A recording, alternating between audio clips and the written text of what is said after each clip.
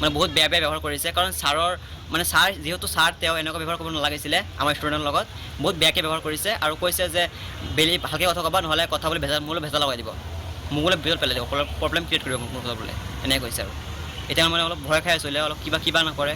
মোৰ পৰা লৈছে 7,000 আৰু মোৰ ভাই এটা আছে তাৰ পৰা লৈছে 7,000 টকা, মুঠ 14,000 টকা লৈছে। 14,000 টকা নিছে। 14,000 টকা কিহৰ কাৰণে নিছে 14,000?